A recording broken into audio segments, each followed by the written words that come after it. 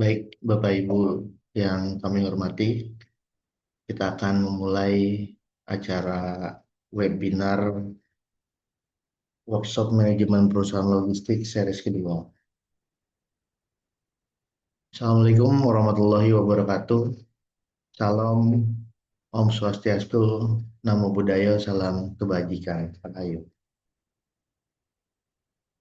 Yang terhormat Bapak Dr. Fikri Alhaq Fakriana selaku Ketua Bidang SDM dan Pendidikan DPP Asperindo, yang kami hormati segenap pengurus DPP, DPW, dan DPD Asperindo seluruh Indonesia, dan yang kami banggakan seluruh peserta webinar dalam acara Workshop Manajemen Perusahaan Logistik series kedua ini.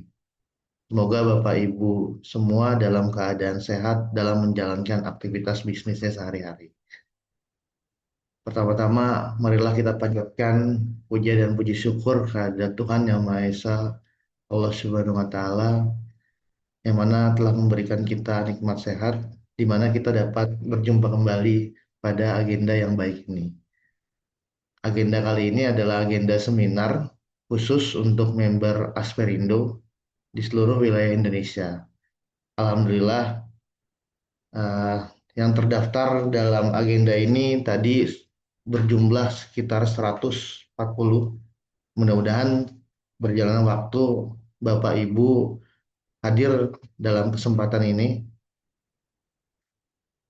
Hari ini kita akan membahas tentang tema yaitu visi, misi, dan target perusahaan logistik dengan menggunakan balancing scorecard dan OKR.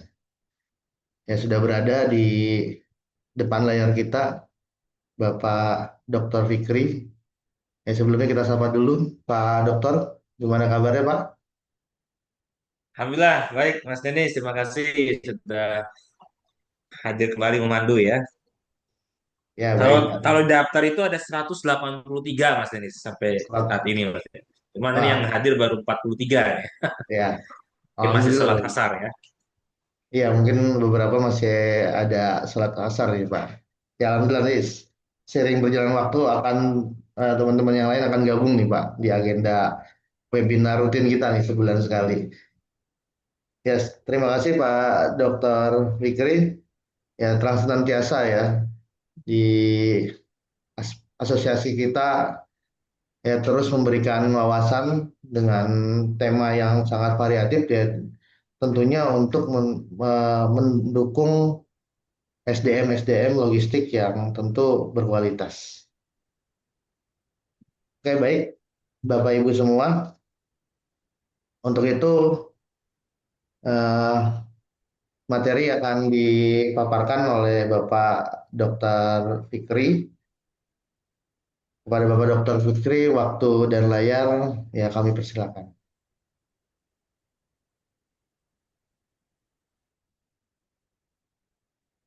Baik, terima kasih Mas Denis, luar biasa sore ini. Alhamdulillah Bapak Ibu semuanya ya tentu di akhir hari Rabu yang menggebu ini. Ini direcord tidak Mas Denis? Siap, sudah Pak Dokter, sudah kami record. Record ya. Baik, terima kasih. Bismillahirrahmanirrahim. Selamat sore. Assalamualaikum warahmatullahi wabarakatuh. Bapak Ibu Waalaikumsalam. semuanya, Alhamdulillah ya yang mendaftar sudah 183, meskipun baru dibuka 1 hari. Nah, mudah-mudahan semangat ini menjadi niat ya, karena kalau kita menuntut ilmu itu insya Allah seperti kita sedang berada di taman-taman surga. Apalagi kalau hari ini kita tidak sedang hanya menuntut ilmu, tapi kita juga sedang saling sharing.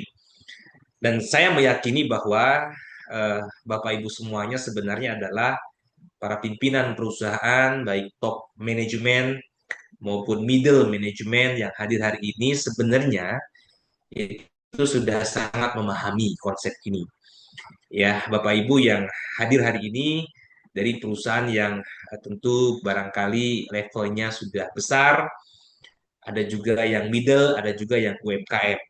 Tapi apapun itu, hari ini kita masuk ya ke dalam satu materi seri kedua ya setelah sebelumnya dibuat 2 bulan yang lalu di September ya 2025 kita membahas tentang overview ya bagaimana sistem manajemen ya perusahaan logistik supaya bisa sustain atau keberlanjutan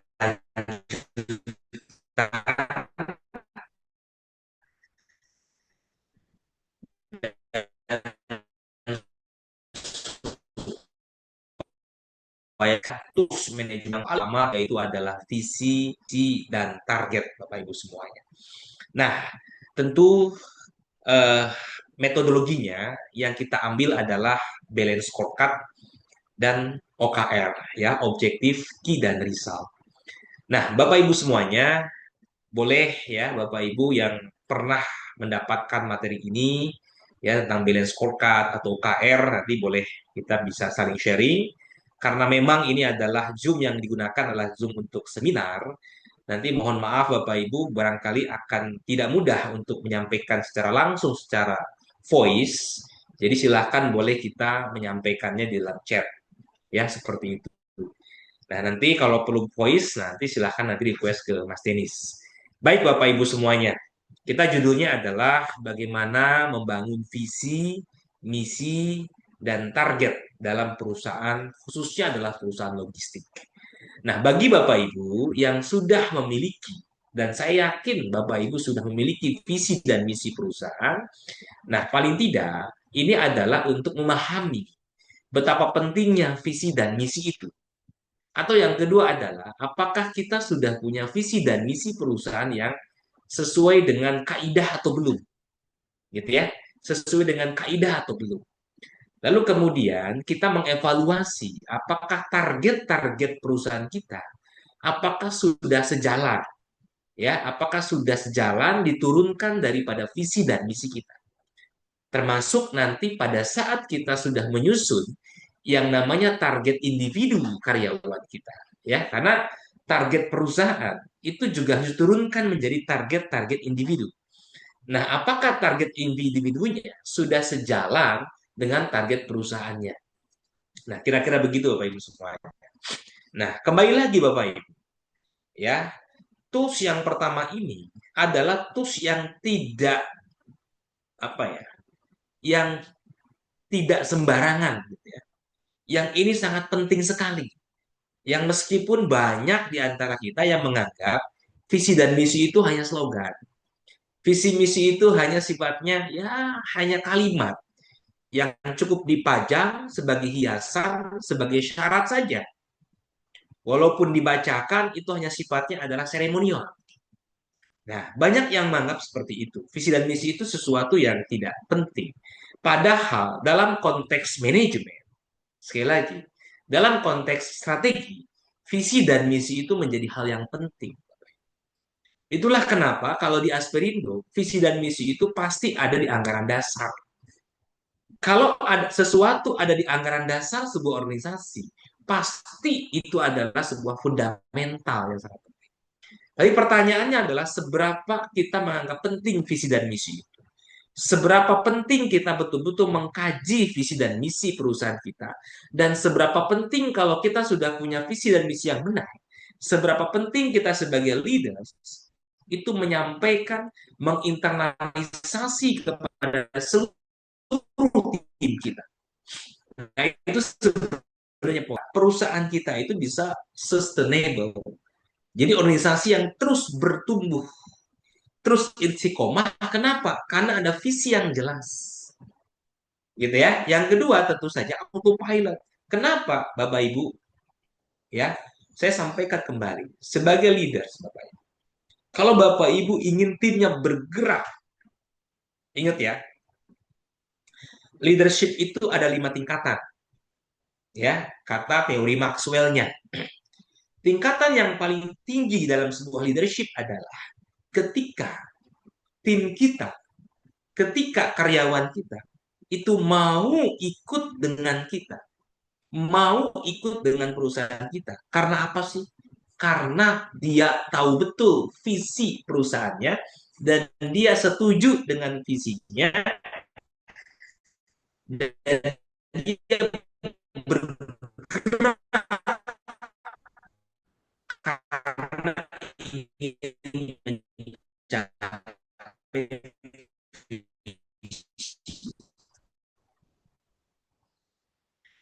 ya. Dan leadership yang paling rendah, leadership memang hanya karena kita ada atasan. Atasan punya hak dipatuhi, bawahan punya kewajiban mematuhi. Dan kalau tidak mematuhi, tidak ikut dengan strategi kita, maka bawahan kita akan kena sanksi, dimutasi, demosi, dan sebagainya. Itulah level leadership yang paling rendah. Tetapi level leadership yang paling tinggi adalah, sekali lagi, ketika tim kita mau ikut dengan kita karena visi.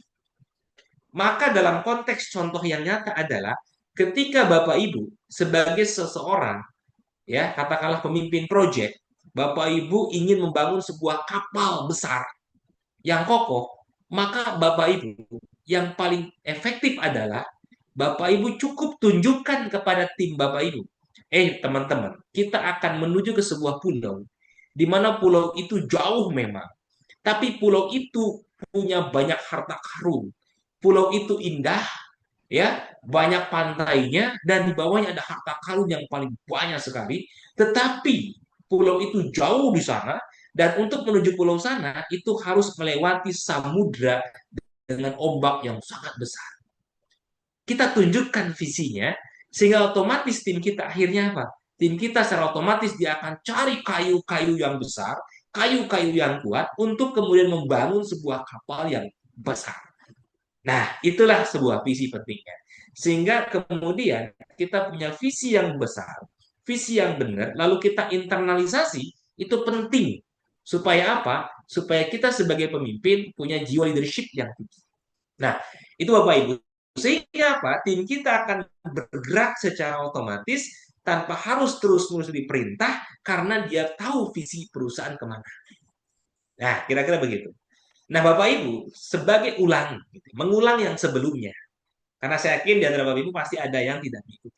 Bahwa sekali lagi dalam konteks model manajemen yang saya perkenalkan disebut dengan strategic system, ya, human, culture, dan leadership, maka Bapak Ibu semuanya, dalam konteks faktor yang pertama yang dimiliki oleh perusahaan adalah strategi.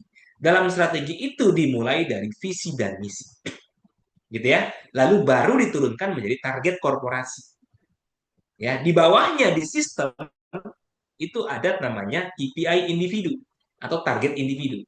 Nah, kalau kita kembali lagi mengulang yang sebelumnya bahwa kenapa dari 25 tools manajemen ini ada yang warna kuning, ada yang warna hijau, ada yang warna putih. Yang warna kuning artinya apa? Sesuatu tools manajemen yang dibangun oleh perusahaan dan itu sifatnya long term, tidak banyak perubahan. Harusnya dalam kondisi normal tidak banyak berubah. Kalaupun berubah, berubahnya itu paling tidak pasti di atas 5 tahun sekali. Itu namanya warna kuning. Nah, artinya visi dan misi itu semestinya tidak banyak berubah. Kalaupun ada perubahan, biasanya long term, minimal 5 tahun sekali. Ketika ada visi dan misi berubah tidak lebih dari 5 tahun atau kurang dari 5 tahun, berarti ada sesuatu yang terjadi turbulensi, gitu ya. Nah, sedangkan yang hijau adalah sesuatu yang sebenarnya sudah ada ketentuan di perusahaan, tetapi bisa berubah-ubah sesuai dengan kondisi. Itu artinya. Yang putih adalah sesuatu yang tidak ada bakunya dan itu bisa berubah-ubah setiap waktu. Ya, target korporasi itu bisa berubah setiap tahunnya, bahkan setiap bulan bisa berubah. Analisis-analisis yang lain, lingkungan resiko, itu bisa berubah-ubah setiap kondisi. Ya, nah jadi yang kuning itu sesuatu yang ada bakunya dan kalaupun berubah itu butuh waktu. Ya, termasuk core kompetensi, termasuk budaya perusahaan, values-nya perusahaan, itu tidak berubah seharusnya. Yang hijau itu yang berubah-ubah, ya, artinya bisa berubah, tetapi tidak cepat berubahnya. Tapi bisa berubah. Strukturisasi bisa berubah mengikuti strategi. Ya, job description bisa berubah. KPI individu bisa berubah tergantung target korporasinya. SLA bisa berubah karena kebutuhan dari customer behavior-nya. SOP bisa berubah karena ada perubahan proses bisnisnya. Nah, jadi visi dan misi itu harusnya relatif tidak berubah. Kira-kira begitu. Nah, hari ini kita akan sama-sama membahas bagaimana menyusun visi dan misi serta target, baik target korporasi maupun diturunkan khususnya adalah perusahaan logistik karena kita Askrindo. Itu kira-kira. Nah, Bapak Ibu, itu pendahuluannya. Nah, sekarang kita masuk ke dalam visi. Jadi sekali lagi, visi itu menjadi tools paling pertama, yang paling awal, yang harusnya dibangun. Dan keseluruhan di bawahnya harus sejalan dengan visi. Ya, sekali lagi visi itu ibarat dalam sebuah perjalanan. Perjalanan itu ditanya mau kemana? Mau ke Jakarta, itulah visi. Nah, menurut para ahli, saya tidak sebutkan ahlinya siapa, karena banyak sekali yang mendefinisikan visi. Lalu saya simpulkan, ternyata visi itu isinya apa, Bapak Ibu? Jadi sambil diingat-ingat ya, visi perusahaannya apa? Kalau yang nggak hafal visi perusahaannya, tanya sekarang gitu ya. Sambil kita lihat, kita bercermin sekarang. Apakah visi perusahaan kita sudah sesuai dengan kaidah? Kalau sudah sesuai kaidah, mari Bapak Ibu maknai visi perusahaannya. Gitu ya. Kalau yang belum punya visi, yuk susun visinya. Kalau belum punya, susun visinya. Harus ada Bapak Ibu. Ya. Nah, visi itu ternyata ada 3 isinya. Yang pertama adalah, dia bukan isi ya, definisinya. Visi itu adalah menggambarkan tujuan besar. Ya, visi itu pernyataan sebuah gambaran, namanya vision. Vision itu kan gambaran, tujuan besar. Jadi gambaran atau tujuan besar yang akan terjadi. Jadi gambaran perusahaan yang akan kita inginkan di masa depan. Itu visi. Jadi gambaran perusahaan kita di masa depan itu seperti apa sih? Atau tujuan besarnya seperti apa? Cita-citanya apa? Dalam kurun waktu tertentu di masa depan. Maka itu penting. Yang kedua, tentu visi itu juga merupakan dari sebuah perusahaan.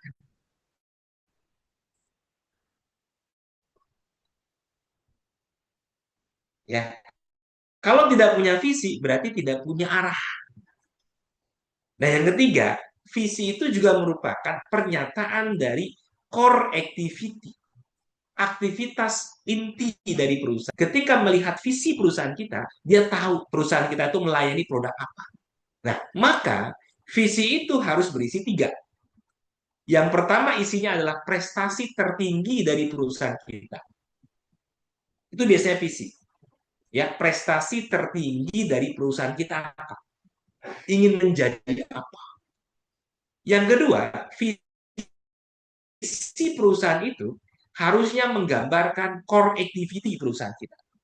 Perusahaan kita itu bergerak di bidang apa? Produknya apa? Apakah hanya logistik? Apakah hanya ekspres kurir? Apakah hanya pergudangan? Apakah hanya tracking? Atau lebih jauh lagi logistik? Atau bahkan lebih besar lagi sebagai perusahaan rantai pasok? Gitu ya. Menggambarkan aktivitas daripada perusahaan kita. Nah, ini kan tidak main-main. Ketika kita mengatakan perusahaan saya adalah menjadi perusahaan logistik, berarti kita sudah siap bahwa produk kita itu logistik. Tapi kalau kita belum berani mengatakan bahwa perusahaan kita akan menjadi perusahaan logistik, ya sudah cukup menjadi perusahaan ekspres. Oh, perusahaan ekspres nggak bisa juga, Pak. Saya tracking saja, ya sudah. Menjadi perusahaan tracking. Oh, nggak bisa, Pak. Saya hanya freight forwarder saja. Hanya kemudian forwarders. Ya sudah, berarti perusahaan kita menjadi perusahaan forwarders. Jadi betul-betul menggambarkan activity. Hati-hati. Karena mohon izin, banyak perusahaan-perusahaan di Asperindo yang dalam visinya mengatakan, saya adalah menjadi perusahaan logistik. Padahal kegiatannya hanya ekspres kurir. Padahal kegiatannya hanya tracking, gitu ya. Padahal kegiatannya hanya forwarding. Maka hati-hati mengatakan definisi logistik dalam visi. Ya, karena visi ini menjadi sebuah gambaran masa depan, arah perusahaan masa depan. Yang memang akan seperti itu. Kecuali Bapak Ibu hari ini hanya melayani tracking, mungkin tahun-tahun depan akan melayani pergudangannya, melayani apalagi ekspres kurirnya. Boleh mengatakan dalam visinya adalah perusahaan logistik. Gitu ya. Nah, yang ketiga, visi itu juga harus berisi waktu pencapaian. Meskipun memang tidak banyak perusahaan yang mencantumkan waktu pencapaiannya dalam visi. Kenapa demikian? Karena hidden biasa. Hidden dan cukup rahasia. Karena hanya internal yang tahu kapan itu akan tercapai. Ya, barangkali tadi saya katakan, oh, saya kok melihat visi perusahaan ini kok agak lain ya. Padahal perusahaannya hanya melayani ekspres. Tapi kenapa ya di situnya perusahaan logistik? Ya siapa tahu dia memang tidak menunjukkan waktu pencapaian jadi logistik, tapi kita tahu targetnya kapan jadi perusahaan logistik. Nah, kebetulan hari ini tahapannya masih ekspres kurir. Nah, kira-kira begitu Bapak Ibu. Nah, itu visi. Nah, sekarang apa itu misi Bapak Ibu? Misi itu ibarat kalau tadi mau kemana? Ke Jakarta. Nah, ke Jakarta tuh mau lewat mana? Mau lewat mana? Itu misi. Karena caranya banyak lewatnya. Mau lewat darat bisa. Ya, misalkan dari Semarang Jakarta. Mau lewat darat bisa, ada jalan tol. Ada yang nggak pakai jalan tol, ada. Mau lewat udara bisa. Jadi itu misi. Mau lewat mana? Ya, mau lewat mana itu benar misi. Ya, mau kemana adalah visi, mau lewat mana adalah misinya. Kira-kira begitu. Nah, misi dalam definisi para ahli Bapak Ibu, ya, itu adalah penjabaran, ya, penjabaran dari visi. Jadi harusnya misi itu adalah penjabaran, cara mencapai visi. Gitu. Itu definisi konkretnya lah kira-kira begitu. Definisinya banyak dari para ahli, tapi kira-kira begitu. Misi itu adalah penjabaran dari visi. Sehingga misi itu harus sejalan dengan visi. Jangan tujuannya ke Jakarta, tapi kok jalannya lewat ke dari Semarang ke Surabaya kan aneh, ya kan? Karena tidak sejalan dengan visi. Nah, itu kira-kira. Nah, sekarang Bapak Ibu, ya sebelum nanti kita betul-betul praktek ya. Jadi harapannya Bapak Ibu sekali lagi mulai sekarang, ayo Bapak Ibu, saya ingin tahu Mas Denis, saya mohon izin supaya kita praktek. Bapak Ibu dari perusahaan manapun, tolong Bapak Ibu tuliskan visi perusahaannya di chat. Ya, tapi tolong ya, tulis dulu nama perusahaannya, ya, nama perusahaannya apa, visinya apa. Kita ingin tahu. Ayo, biar kita diskusi Bapak Ibu. Bapak Ibu saya dari perusahaan, perusahaannya apa, visinya apa, tolong chat ya di kolom chat. Nanti Mas Denny silakan gitu ya. Jadi silakan Bapak Ibu sekali lagi silakan Bapak Ibu kalau tidak hafal cek lagi, tanya atasannya, tanya Google gitu. Tanya buku company profile-nya, visinya apa, tolong chat. Perusahaannya apa, visinya apa. Ayo Bapak Ibu tolong bantu chat ya. Supaya kita interaktif. Ini kan workshop. Ya, workshop tapi efisien karena nggak offline.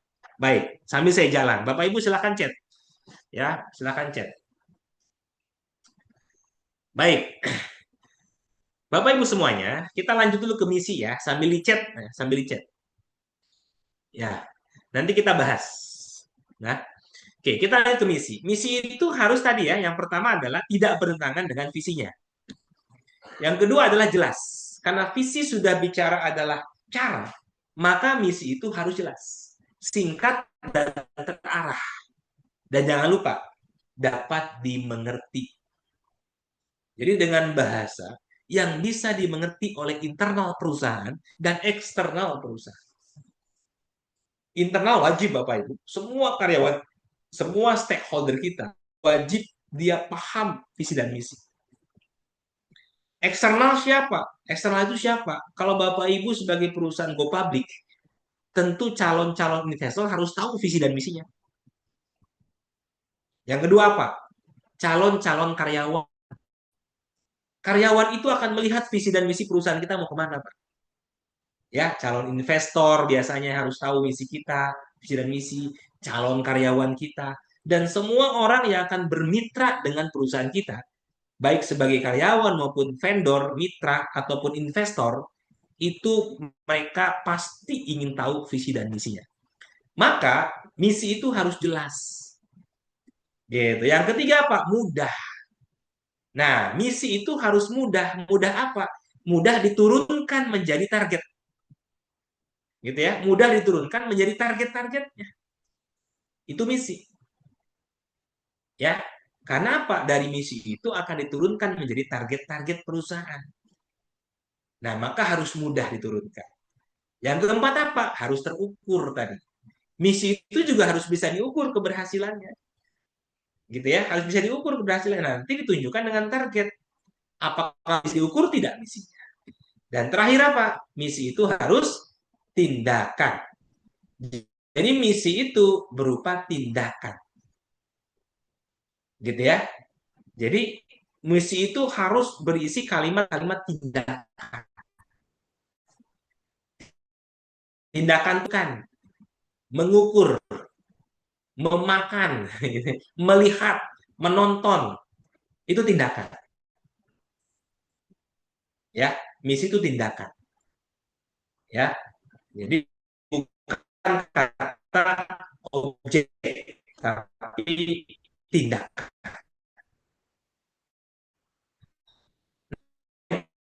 Itu misi.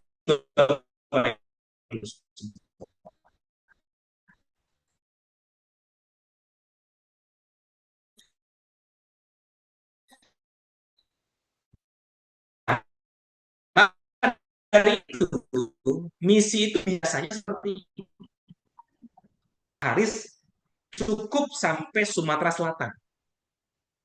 Pak Haris, perusahaannya belum ingin menjadi pilihan utama di Sumatera. Belum ingin jadi pilihan utama di Indonesia. Tapi di Sumatera Selatan dulu. Cek yang kedua. Apakah sudah menggambarkan core activity? Belum. Karena Pak, perusahaan ini belum bisa menunjukkan apa produknya, apa core activity-nya. Nah, maaf ya, seharusnya ditambahkan menjadi perusahaan ekspres kurir pilihan utama di Sumatera Selatan. Nah, itu baru top bagus, Pak. Gitu kira-kira, Pak, ya. Oke, ini contoh, maaf ya, izin ya. Kemudian contoh lagi, misalkan. Contoh lagi, Dari BAM Kargo juga. BAM Kargo. Menjadi perusahaan jasa kiriman yang amanah pilihan masyarakat. Baik, bagus Pak, BAM Kargo. Pertama, prestasi tertingginya apa? Menjadi pilihan masyarakat. Yang kedua, apa konektivitasnya? Perusahaan jasa pengiriman. Oke. Namun Bapak Ibu mohon izin, belum jelas. Masyarakat mana Pak? Sebaiknya seperti Tiki Palembang. Masyarakat Sumatera Selatan jelas. Nah, kalau Bank Kargo masyarakat mana? Supaya tahu Pak. Divisi yang pertama ini mau sejauh mana Bapak ini, Bank Kargo ini menjadi pilihan masyarakat. Apakah di provinsi Bapak? Apakah di regional? Apakah di Indonesia? Bahkan mungkin dunia, silahkan Pak. Jadi diperjelas Pak. Ya, batasan skupnya. Gitu ya, supaya enak nanti menurunkan pada misi dan targetnya Pak.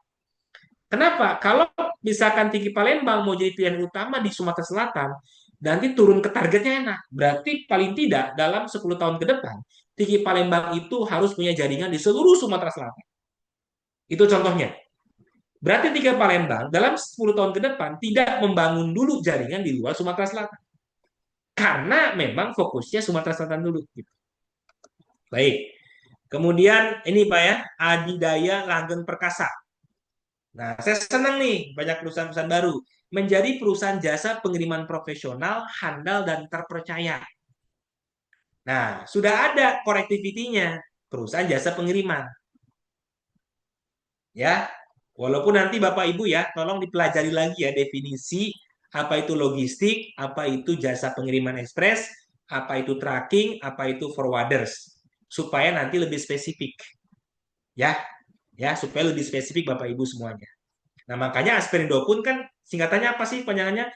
Asosiasi Perusahaan Jasa Pengiriman Ekspres, Pos, dan Logistik. Kenapa kemudian rinci, Pak? Karena beda definisinya. Nah, silakan dipelajari. Yang kedua, balik lagi Bapak Ibu. Skupnya apa? Yang terpercaya itu di mana, Pak? Inginnya di mana? Apakah di lokal, di regional, Indonesia, atau global? Silakan Bapak Ibu. Ya, diperjelas lagi. Baik, ya Alhamdulillah ya Bapak Ibu semuanya. Ya, jadi mohon izin saya tidak bisa bacakan satu persatu gitu ya. Bapak Ibu silahkan bagi yang belum share boleh. Jangan malu-malu ya, kita saling diskusi saja dan mohon izin kalau kami kemudian coba berikan komentar. Ya, mohon maaf sekali lagi mohon maaf ini kita sifatnya diskusi ya. Nah, Pak Ardito ya, Speedy Turtle menjadi perusahaan ekspres utama pilihan corporate di Surabaya dan Jakarta. Nah, ini bagus Pak. Bagus banget Pak Ardito. Pertama, menjadi perusahaan ekspres. Oke, sudah jelas ya produknya. Yang kedua, pencapaiannya pokoknya pilihan corporate di Surabaya dan Jakarta. Jelas, Pak. Dan segmennya pun bahkan dijelaskan di sini, corporate. Berarti kalau saya baca, maaf Pak Adito tidak akan masuk ke pasar retail. Pak Adito akan fokus ke pasar corporate. Fokusnya di mana? Pokoknya fokusnya di Surabaya dan Jakarta. Dan fokus produknya apa? Perusahaan ekspres. Artinya, sepanjang Pak Adito punya perusahaan Speedy Turtle ini adalah visinya itu, maka akan fokus mengejar targetnya ini dari tahun ke tahun. Kecuali misalkan di 10 tahun yang akan datang, ternyata Pak Adito melihat perusahaannya sudah selesai visinya, sudah tercapai menjadi perusahaan ekspres brand utama di korporasi di Surabaya, Jakarta. Kalau ternyata sudah tercapai, boleh nggak nambah visi lagi? Boleh, Pak. Nanti saya contohkan. Ya, nah, terima kasih ya, Pak ya. Baik. Nah, mohon maaf tidak bisa kita bahas satu persatu. Ya, tapi yang sudah chat, terima kasih banyak. Dan mohon maaf kalau saya komentari, ya mudah-mudahan jadi pelajaran bagi semua. Tentu saya akhirnya jadi ilmu jariah buat Bapak Ibu. Nah, Bapak Ibu, sekarang yuk Bapak Ibu mohon bantu lagi, ya, terutama yang belum lah, ya, atau yang sudah tadi pun boleh ditunjukkan lagi. Bapak Ibu mohon bantu kami untuk kita sama-sama belajar. Tolong chatkan nama perusahaannya dan misinya. Nah, kalau bisa supaya lengkap visi dan misi sekarang, ya, visi dan misi. Ayo, coba chat lagi. Ya supaya kita sama-sama belajar. Jadi jangan khawatir Bapak. Ini kita semua belajar. Nah, tolong chat sambil sambil chat saya jelaskan. Jadi misi itu adalah turunan dari visi Bapak Ibu. Nah, biasanya tadi ya, misi itu biasanya kata-katanya adalah tindakan, membangun, mengembangkan, ya, berkontribusi, ya, gitu ya.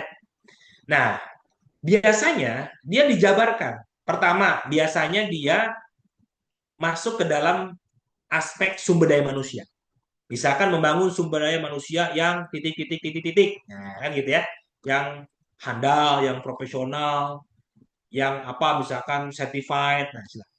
Yang kedua, biasanya dia masuk ke dalam aspek produknya. Mengembangkan produk apa saja. Nah, gitu ya. Jadi, mengembangkan produk A, B, C, D. Nah, itu langsung jalan dengan visinya. Ya, kalau visinya adalah logistik, berarti lengkap tuh produknya. Ada express, ada kurir, ada warehouse, ada distribution gitu ya. Kalau visinya adalah tracking, berarti produknya apa? Ya, tracking. Kalau visinya adalah warehousing, berarti produknya apa? Produk warehouse, fulfillment gitu ya. Nah, kalau produknya express kurir, berarti visinya express kurir, produknya apa? Misalkan apa? Ya, produk intracity, intercity, domestik. Nah, itu. Kira-kira gitu, Bapak Ibu. Yang ketiga, biasanya misi itu aspeknya apa? Jaringan. Apalagi kita perusahaan network. Ya, mengembangkan jaringan di mana gitu ya. Tergantung tadi. Kalau Pak Haris itu perusahaannya visinya adalah cukup Sumatera Selatan dulu, maka dalam beberapa tahun ke depan, maka misinya adalah mengembangkan jaringan di seluruh kota kabupaten di Sumatera Selatan. Nah, misalnya gitu. Karena tergantung visinya. Nah, yang keempat, mengembangkan pasar. Bagus. Ketika Pak Ardito, perusahaannya adalah fokus kepada corporate dan Surabaya, Jakarta, maka pasti misinya adalah mengembangkan pasar di segmen corporate di Jakarta dan Surabaya. Tapi kalau Bapak Ibu segmennya lebih luas, ya berarti nanti mengembangkan pasar di mana? Gitu kan ya. Baru turun ke target-target tahunan tuh. Pertama di Jakarta dulu. Jakarta mana dulu kan luas. Jakarta Selatan dulu, baru Jakarta Utara, baru Jakarta Barat, baru Jakarta Pusat, baru Surabaya. Itu tahun ke tahun tuh targetnya. Nah, biasanya yang kelima apa? Aspek teknologi dan infrastruktur. Mengembangkan teknologi dan infrastruktur yang begini, begini, begini, begini, begini. Silakan. Dan yang terakhir Bapak Ibu jangan lupa. Karena sekarang diwajibkan pemerintah. Ya, bahkan di Permen Komdiji yang terbaru pun kita harus sebagai perusahaan logistik yang sudah mulai memikirkan kontribusi kepada masyarakat dan lingkungan. Dan saya kira ini sejalan dengan visi ya, visi hidup kita ya. Visi hidup kita membangun perusahaan kan dalam rangka apa sih? Dalam rangka mencari amal kebaikan kan. Bikin perusahaan kan dalam rangka mencari amal kebaikan kan, pasti. Ingin bermanfaat, bikin produk yang bermanfaat bagi masyarakat, membuka lapangan pekerjaan, membuka lapangan usaha, bermitra dengan agen, ya kan? Sehingga kalau orang akhirnya dengan adanya jasa pengiriman kita, para UMKM bisa berkembang, barangnya bisa dikirim keluar luar, itu kan? Nah, itu harus masuk dalam statement misi Bapak Ibu. Ya, walaupun yang paling akhir, berkontribusi pada masyarakat dan lingkungan dengan cara apa? Tadi, kalau visinya ternyata batasannya Sumatera Selatan, ya berarti berkontribusi pada masyarakat dan lingkungan di Sumatera Selatan dengan cara seperti apa? Nah, itu misi Bapak Ibu. Yuk kita bahas sedikit. Ya, kita bahas yang sudah chat. Terima kasih banyak. Baik, ini perusahaan saya Manado. Keren Pak. Pak Joshua. Menjadi perusahaan express delivery dan logistik. Nah, bagus, lengkap. Berarti express delivery dan logistik. Terintegrasi, keren. Terdepan di Indonesia. Oh, bagus. Berarti Bapak akan mencapai terdepan Indonesia yang menghadirkan solusi pengiriman cepat, aman, dan berkelanjutan untuk setiap jenis produk. Ini jelas, Pak. Bagus. Ya, sangat jelas. Eh, apa namanya, prestasi tertingginya jelas, terdepan di Indonesia, produknya juga jelas, connectivity-nya. Bagus, Pak. Nah, kemudian ada nggak yang sudah menuliskan misi nih? Di sini di Oke, bawah itu Pak, Pak MM Yosua. Logistik. Oh, misi di bawah ya? Ya, Mana, Pak? memberikan layanan Oh, pengiriman. Joshua. Oke, baik, Pak Joshua.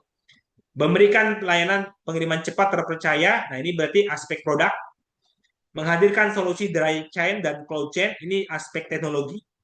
Termasuk yang ketiga, mengoptimalkan teknologi digital. Ini aspek teknologi masih. Mendukung pertumbuhan ekonomi nasional. Ini aspek kontribusi lingkungan. Bagus, Pak. Menjalankan operasional yang ramah lingkungan. Ini juga aspek kontribusi lingkungan. Silakan. Berarti Pak Joshua sudah menggambarkan misi dalam tiga aspek. Produknya, layanan ya. Teknologinya ada dry chain, teknologi digital, dan aspek kontribusi pada lingkungan. Boleh saja nanti Pak Joshua juga boleh mencantumkan misi dalam aspek jaringannya barangkali, karena ke depan Indonesia kan Pak, Bapak harus bangun jaringan di mana-mana. Aspek SDM juga boleh. Silakan. Nah, kemudian ada contoh lagi dari Pak Yudi, MM Logistik. Visinya menjadi barometer logistik. Sebentar. Menjadi barometer logistik terdepan negeri sendiri yang berdaya saing global. Oh, keren banget, Pak. Visinya luar biasa. Menjadi perusahaan logistik, ini J ini, sorry. Maaf, maaf, maaf. Menjadi barometer logistik yang terintegritas, ya, terintegrasi barangkali Pak ya, ke pelosok pedalaman Indonesia dan dunia. Luar biasa, Pak. Ya, Bapak punya gambaran masa depan, punya prestasi tertinggi, menjadi terintegrasi Indonesia dan dunia. Jadi barometer. Dan produknya jelas, logistik. Ya, misinya logistik yang terintegrasi secara profesional sampai ke pelosok Indonesia dari sistem, network, dan actual work. Bagus, Pak. Singkat, boleh saja, Pak. Ya, misi itu ada yang singkat juga ada. Tapi dia ada makna yang kemudian dijabarkan banyak hal. Kalau saya lihat, ini aspeknya ada. Aspek jaringan tadi, bagaimana membangun network, aspek sistem, teknologi ada.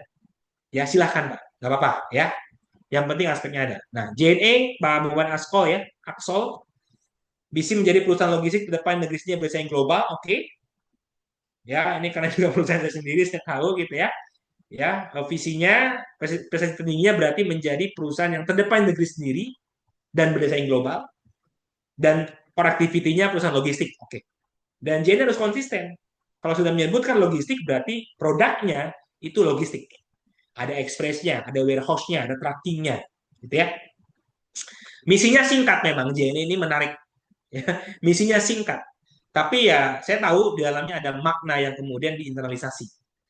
Ya, misinya singkat saja untuk memberikan pengalaman terbaik pada pelanggan secara konsisten, tapi sebenarnya di dalamnya ada makna-makna yang terinternalisasi. Di situ ada SDM, ada teknologi, ada produk, ada network, gitu ya, dan sebagainya. Termasuk juga pengalaman terbaik kepada masyarakat melalui CSR.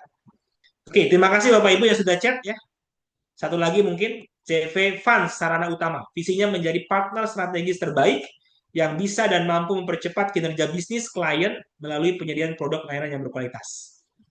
Terima kasih Pak Anonymous ya CV Funds ya, tapi saya mohon izin komentari sedikit ya, mohon izin banget Bapak Ibu ya. Nah, CP Trans ini sudah bagus, punya gambaran masa depan yang jelas, punya prestasi tertingginya apa? Yaitu tadi menjadi eh, oke, penyedia produk layanan berkualitas. Oke, tapi balik lagi Pak, core activity-nya yang tidak ada. Betul Mas Teris ya? Ya, core activity-nya apa Pak? Ya, silakan dijelaskan dalam visi. Misinya menjadi partner bisnis yang memiliki nilai tambah dan memberikan kualitas layanan. Oke, oke Pak. Ya, Bapak misinya mungkin memperlihatkan aspek layanan atau produk. Ya, silakan. Kalau yang lain juga boleh dieksplor aspek SDM-nya, aspek teknologinya. Dan jangan lupa Pak, yang wajib itu apa? Kontribusi pada lingkungan dan masyarakat harus masuk dalam misi Pak. Nah, jadi sarannya buat PAN sarana utama adalah harus ada core activity-nya. Gitu Biasa. ya, harus ada core activity-nya. Orang seperti. Baik. Nah, tadi ya Adidaya Langgeng Perkasa, oke, misinya menjalin kerjasama dengan semua pihak untuk bersinergi, oke. Berarti Bapak masuk ke dalam kontribusi pada masyarakat lingkungan, memberikan pelayanan didukung dengan sumber daya manusia. Nah, ini sudah muncul aspek SDM-nya, memenuhi harapan setiap customer melalui kiriman cepat. Ini aspek layanan. Jadi aspek layanan, aspek SDM, aspek kontribusi masyarakat. Ya, terima kasih Pak. Baik, saya lanjut dulu ya Mas Denis ya. Itu visi dan misi. Bapak Ibu, dari sini kita belajar pertama memahami isi visi dan misi, mereview, mengevaluasi visi dan misi. Ayo, silakan Bapak Ibu boleh mereviewnya, boleh memperbaikinya. Bagi yang belum punya, ayo susun. Tapi saya yakin sudah punya, tapi nggak hafal. Nah, kalau nggak hafal bahaya. Kalau nggak hafal, betul-betul Bapak Ibu segera hafal, secara pahami visi dan misinya, dan kewajiban Bapak Ibu sebagai leaders, dimanapun leadersnya, menginternalisasikan visi dan misi kepada timnya. Itu wajib, Pak. Dalam briefing, ya, dalam apapun. Silahkan. Bahkan ditempel di dinding. Ya, tapi jangan cuma ditempel, Pak. Jangan cuma diasang. Tapi betul-betul dimaknai. Karena kita adalah korporasi, kita adalah perusahaan. Beda kalau kita datang ke sebuah instansi dalam tanda kutip pemerintah gitu ya, ada visi dan misinya tapi kadang-kadang cuma slogan. Gitu ya. Baik. Nah, kita contohin ya. Nah, kalau bicara perusahaan yang bukan logistik lah ya, ya, menjadi perusahaan penerbangan yang handal dengan menawarkan layanan berkualitas kepada masyarakat dunia menggunakan keramahan Indonesia. Ini visinya Garuda Indonesia. Apa core activity-nya? Jelas, penerbangan. Berarti Garuda Indonesia tidak bisnis yang lain kecuali penerbangan. Cuman kan penerbangan tuh ada kargo, ada manusia gitu kan. Nggak mungkin Garuda Indonesia bikin hotel, Pak. Karena visinya bukan hotel, penerbangan. Ya, nggak mungkin Garuda Indonesia jualan makanan. Kalaupun jualan makanan, itu ada kaitan dengan penerbangan. Berarti makanan yang dijual di penerbangan gitu ya. Nah, prestasi tingginya apa? Itu.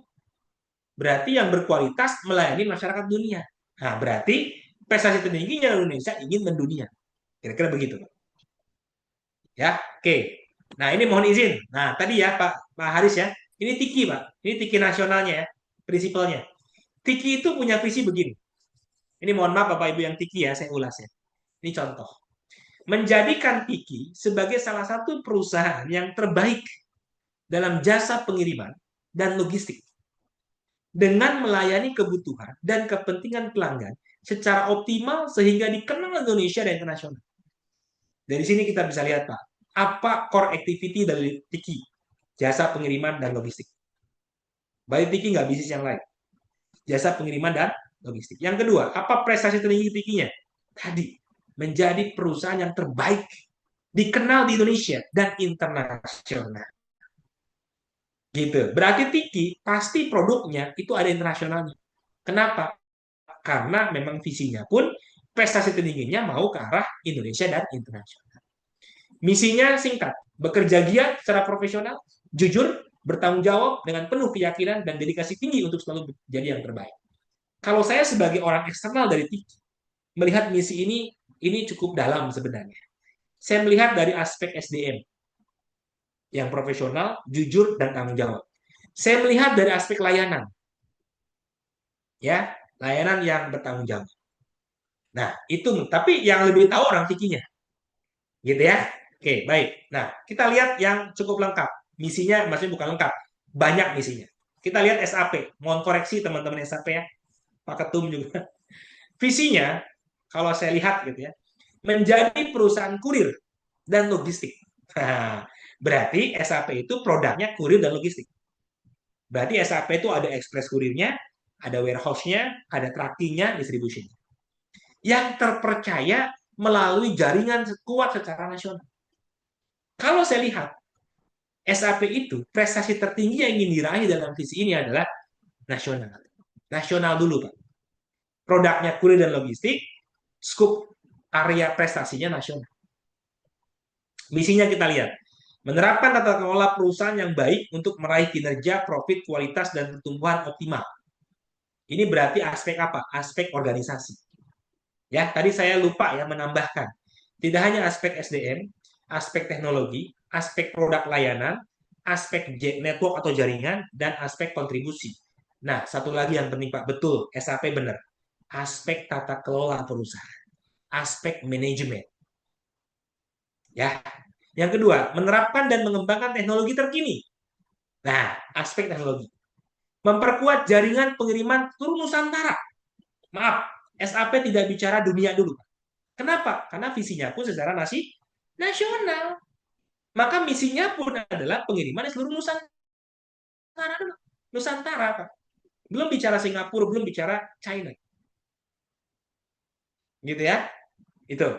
Lalu kemudian mengembangkan organisasi yang dapat beradaptasi dengan baik dengan menjaga dan meningkatkan kompetensi kesejahteraan karyawan.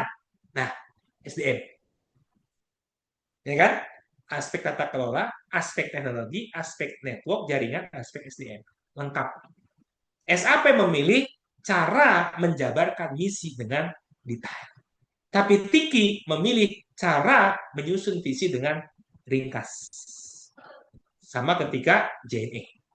Nah, saya mau izin Bapak Ibu. Pertanyaannya adalah, apakah visi itu bisa berubah? Bisa. Tadi saya katakan, secara normal, visi itu harusnya tidak berubah paling tidak 5 tahun. Tapi ketika ada turbulensi, ketika ada perubahan eksternal, ketika ada opportunity yang baru, maka bisa jadi berubah. Saya kasih contoh. Ini bukan rahasia, karena semua orang udah tahu lah. Ya, contoh JNE. JNE itu dulu, 2009, visinya apa? Menjadi perusahaan jasa pengiriman ekspres. Sudah, cukup. Berarti, sampai tahun 2009 waktu itu, JNE fokusnya kemana? Ekspres kurir. JNE harusnya nggak bikin tracking, nggak bikin warehouse gitu ya. Karena ekspres pengiriman. Tuan rumah negeri sendiri. Berarti waktu itu JNE ingin menjadi tuan rumah di Indonesia aja. Oke. Tahun 2011, JNE melihat peluang. Oh, ternyata peluang tracking banyak. Peluang pergudangan banyak. Kuenya gede. JNE mulai melihat itu. Sehingga berubahlah 2011 menjadi perusahaan logistik. Nah, ada perubahan signifikan di situ. Apa core activity-nya? Karena melihat ada peluang. Dan waktu itu perusahaan menganggap mampu. Tapi prestasi tertingginya masih di Indonesia. Oke, tidak sampai 2 tahun, JNE merubah visinya lagi. Apa yang dirubah? Dua-duanya. Core activity-nya, prestasinya. Core activity-nya berubah. Menjadi apa? tidak cuma logistik, tapi menjadi perusahaan rantai pasok. Karena waktu itu tentu melihat sebuah peluang. Peluangnya apa? E-commerce sudah mulai muncul. Ya kan? Melihat ke depan. Dan presiden tingginya apa? Terdepan dunia, bukan lagi Indonesia. Waktu itu jadi optimis. Terdepan dunia. Nah, 9 tahun kemudian, di tahun 2021, kita bisa melihat apa yang disampaikan oleh Pak tadi yang dari JNE. Visinya apa? Menjadi perusahaan logistik, berarti berubah lagi. Tidak rantai pasok, tapi perusahaan logistik saja. Dan tidak di dunia dulu, tapi terdepan di negeri sendiri saja. Tapi ditambahkan, berdaya saing global. Nah, jadi boleh nggak visi berubah? Boleh, Pak. Sesuai dengan kondisi. Peluang atau kondisi internal. Kira-kira gitu. Oke. Bapak Ibu, itu visi dan misi.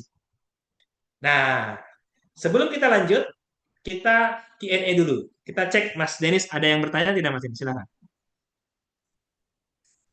Ya, Bapak Ibu, mungkin boleh saya bertanya. Nah, di sini baru ada Pak Ardito tadi. Mungkin terkait misi sepertinya, Pak. Ya, apa pertanyaannya, Pak? Ini ini pernyataan sepertinya seperti sebagai perusahaan ekspres yang dipercaya korporat untuk melayani secara totalitas. Oh, ini yang tadi sepertinya Pak Dr. Fikri. Namun tadi ada Oh, oke. pertanyaan ini Pak dari Anim, wah tadi kenal namanya nih.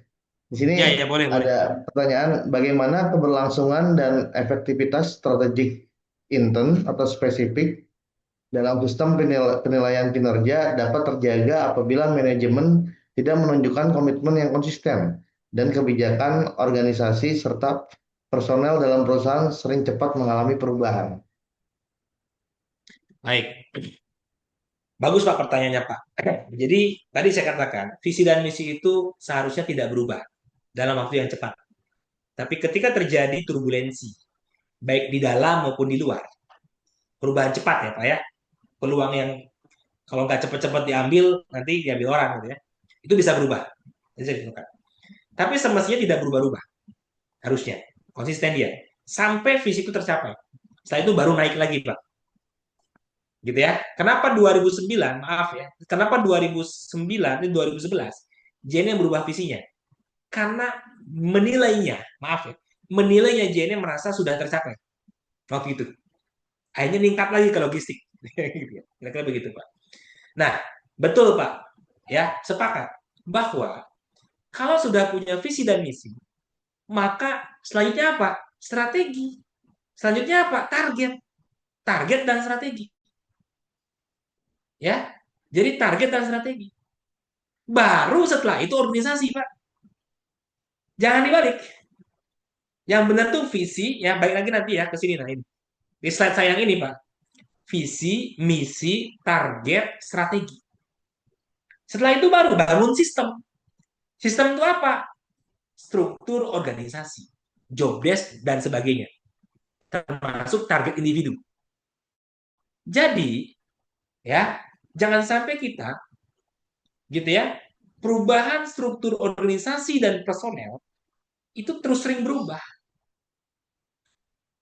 ya. Padahal apa? Padahal visi, misi, target, strateginya nggak berubah. Tapi kalau ternyata tahun depan strateginya berubah, ya, strateginya berubah oleh karena mungkin targetnya berubah, oleh karena visinya berubah, produknya mungkin berubah, ada pengembangan produk, bolehlah struktur organisasi juga berubah. Nah, semestinya karena strukturalisasi itu turunan. Strukturalisasi itu mengikuti visi, misi, target, dan strategi. Jangan dibalik, Pak. Kadang-kadang kita bikin strukturnya dulu, baru bikin strategi. Itu salah. Sama kayak Asperindo. Mestinya Asperindo, kenapa bikin strukturalisasi? Bidang ini, bidang itu. Karena sudah ada visi, misi, dan strateginya. Jangan dibalik, bikin strukturalisasi dulu, bentuk orangnya selalu bikin strategi. Nah, nggak boleh. Kalaupun suruh bikin strategi, itu turunan dari strategi ketua umum. Nah, kan jelas, pada saat kita pelantikan Asperindo, ketua umum menyampaikan strategi gambaran umum seorang ketua umum. Tugas kita sebagai pengurus, sudah susun strukturasi dan pengurusnya, menurunkan strategi dari atas. Nah, itu yang benar, Pak. Nah, jadi bagaimana kalau tidak konsisten? Ya, jadi masalah, Pak, kalau tidak konsisten. Ya, tidak konsisten akhirnya. Visi, misi, dan targetnya sudah ada, tapi kok berubah-ubah SO-nya, organisasinya. Berarti nggak konsisten. Gitu ya, terima kasih. Ada lagi, Mas Denis, pertanyaannya? Iya, sudah sepertinya Pak. Mungkin Udah Bapak ya, Ibu baik. yang mau dilanjut saja Berarti kalau sudah jelas. Baik, berarti yang untuk visi misi sudah jelas. Kita lanjut kalau gitu. Bapak Ibu, nah, kalau sudah visi dan misi, selanjutnya apa? Target. Nah, target itu harus sejalan dengan visi dan misi. Target itu ada target jangka panjang, ada target jangka pendek. Ya, tapi kedua-duanya harus sejalan dengan visi dan misi. Ya, sederhana gini. Kalau visinya adalah menjadi perusahaan logistik terbaik, terdepan, terkenal, nomor satu di Indonesia. Dan Bapak Ibu sudah meng-create visi itu akan tercapai 20 tahun yang akan datang. Timelinenya. Berarti Bapak Ibu bikin targetnya bagaimana? Target jangka panjangnya 5 tahunan. 5 tahun pertama, 5 tahun kedua, 5 tahun ketiga, 5 tahun keempat, gimana caranya? Ini kalau bicara jaringan. Ya, 5 tahun pertama targetnya apa? Membangun jaringan di Jawa. 5 tahun berikutnya, yang kedua, memperluas jaringan ke Sumatera. 3 tahun berikutnya, 5 tahun berikutnya, memperluas jaringan ke Kalimantan. Dan 5 tahun yang keempat yang terakhir, sampai visi tercapai, adalah memperluas jaringan sampai ke Sulawesi, Papua, dan NTT. Jelas, Pak, target jangka panjangnya, mengikuti visinya. Jangka pendeknya bagaimana? Kalau jangka panjang untuk 5 tahun pertama adalah membangun jaringan di Jawa, berarti setahun pertama apa? Membangun network di Jawa Barat. Berarti semua kota Jawa Barat dibangun networknya. Tahun kedua di Jawa Tengah. Tahun ketiga Jawa Timur. Tahun keempat di Jakarta. Tahun kelima di Banten. Nah, kira-kira begitu Pak. Ya, itu menurunkan misi terhadap target. Nah, nah sekarang kita menurunkan target itu adalah bantunya. Nah, saya lebih senang ya menggunakan prinsip balance scorecard. Nah, jadi salah satu metode, salah satu prinsip untuk menyusun target itu adalah balance scorecard. Prinsip, Pak. Prinsip. Kenapa balance scorecard? Nah, itu pertanyaannya. Ya, kenapa balance scorecard?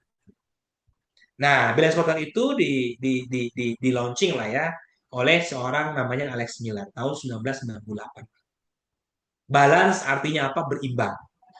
Kenapa disebut berimbang? Berarti ada keseimbangan antara aspek finance dengan aspek non-finance. Karena banyak perusahaan yang hanya mentargetkan aspek finance. Yang penting untung, yang penting profit, revenue nambah. Akhirnya tidak mentargetkan aspek-aspek yang lain. Dalam balance scorecard, itu keseimbangan. Tidak hanya target finance, tapi juga target non-finance. Ini penting. Kenapa saya senang? Karena seimbang dia. Dan perusahaan yang continuous, perusahaan yang sustainable, itu biasanya perusahaan yang tidak melulu hanya finance targetnya. Tapi dia mentargetkan membangun fondasi tidak hanya finance. Yang kedua, scorecard. Nah, ini nyambung nanti dengan OKR-nya. Scorecard artinya apa? Kartu skor, Pak. Ibarat kita pertandingan, itu ada kartu skornya. Artinya apa? Berarti bisa diukur, bisa di-scoring setiap waktu. Setiap bulan, setiap minggu, setiap tahun bisa diukur. Nah, jadi balance scorecard mengajarkan kita bahwa bikin target itu harus imbang antara finance dengan non-finance. Yang kedua, bikin target itu harus terukur, bisa di-scoring, supaya kita bisa melihat dashboard kita. Nah, itulah prinsip balance scorecard, Bapak Ibu. Nah, tadi saya katakan, kenapa balance scorecard itu seimbang? Karena ada 4 perspektif. Ada 4 aspek yang ditargetkan, yang menjadi concern perusahaan. Yang pertama jelas perspektif finance. Yaitu apa? Hasil keuangan seperti apa yang diharapkan. Yang kedua adalah perspektif customer. Bagaimana memuaskan pelanggan. Bagaimana mengembangkan jumlah pelanggan. Bagaimana mengembangkan jaringan. Itu perspektif customer. Yang ketiga, perspektif internal bisnis. Bagaimana menciptakan kualitas produk yang baik. Bagaimana tata kelola perusahaan. Itu perspektif internal bisnis. Yang keempat adalah perspektif human capital. Bagaimana produktivitas karyawan kita. Bagaimana kompetensi karyawan kita. Bagaimana kesejahteraannya. Jadi inilah 4 perspektif dalam balance scorecard, Bapak.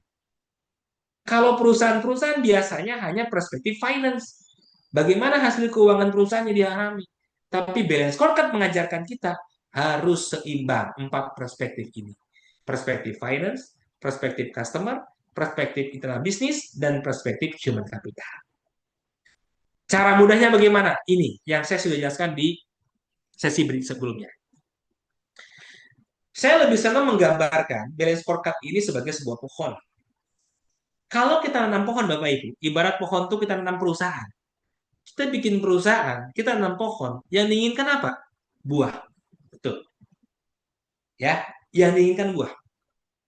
Dan buah itu harus bisa kita nikmati, kita makan. Enak. Matang, manis, enak, dimakan. Itu buah. Gambaran dalam sebuah perusahaan, buah itu perspektif finance. Yaitu apa?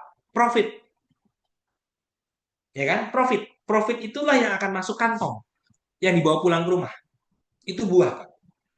Lebih jauh lagi bagi kita, orang yang beragama, ternyata buah itu bukan cuman profit. Karena kalau profit cuma dinikmati dunia. Kita ingin membangun bisnis kita untuk bisa dinikmati di nanti setelah kematian. Jadi amal ya di akhirat. Maka dalam perspektif finance, buah itu juga tidak hanya profit tapi berbentuk zakat dan sedekah. Kalau muslim zakat.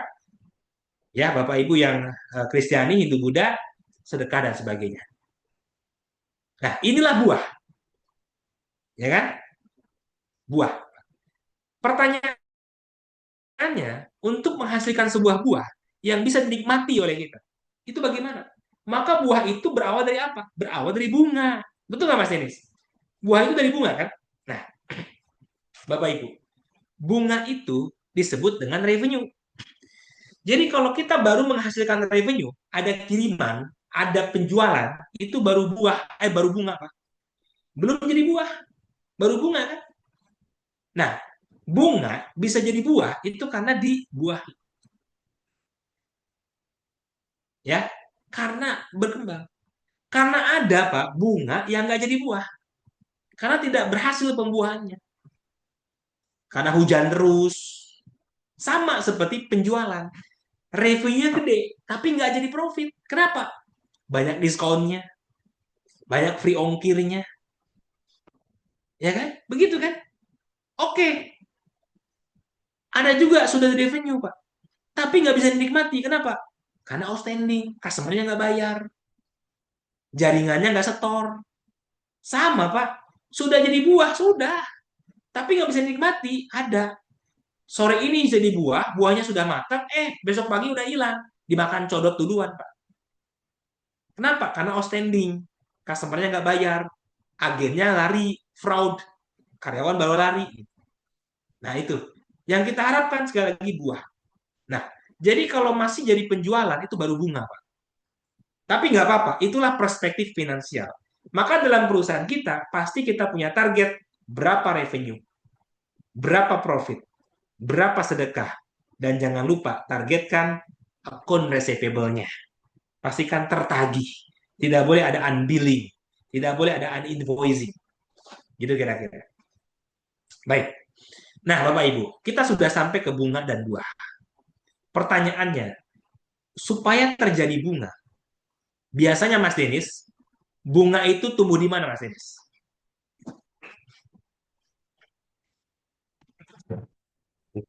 Tangkai, Pak.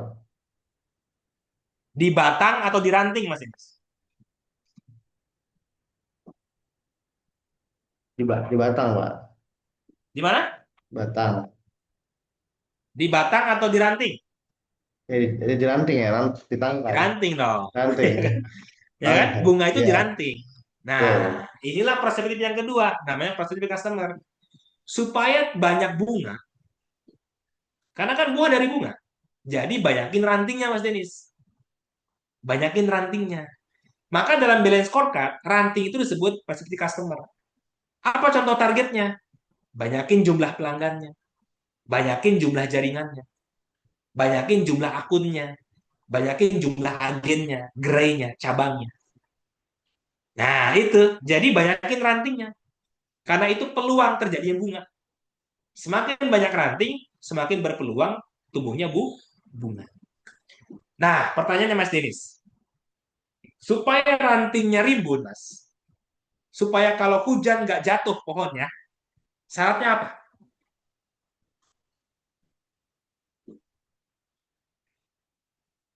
Harus Ayo, kuat, syaratnya apa? Hah? harus kuat batangnya. Batangnya harus kuat. Betul. Batang itu apa? Batang itu internal bisnis, Pak. Internal batang. Apa itu? Kualitas operasional. First mile, middle mile, last mile. Penyelesaian komplain dan klaimnya. Kepatuhan pada aturan pemerintah. Compliance, governance. Digitalisasi bisnis. Itu adalah internal bisnis. Jadi kalau mau customernya banyak, kalau mau jaringannya banyak, maka dimulailah dari internal bisnisnya, kualitas operasionalnya, penyelesaian komplain dan klaimnya, kepatuhan kepada aturan pemerintah, compliance, governance, pajak dibayar, dan digitalisasi bisnis. Itulah batang. Batang yang kokoh akan menopang banyak ranting. Walaupun hujan badai, kuat. Tapi kalau internal bisnisnya nggak kuat, hujan badai, customer lari, jaringan pada keluar.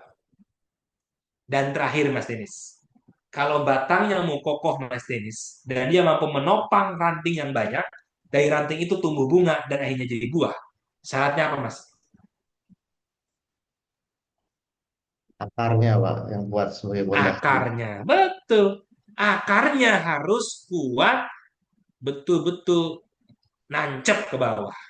Akar itu dalam balance scorecard adalah human, manusianya, Pak. Apa itu? Kesejahteraannya, kompetensinya, produktivitas. Jadi Bapak Ibu, bikinlah target dari 4 perspektif ini. Kalau mau perusahaan kita keberlanjutan.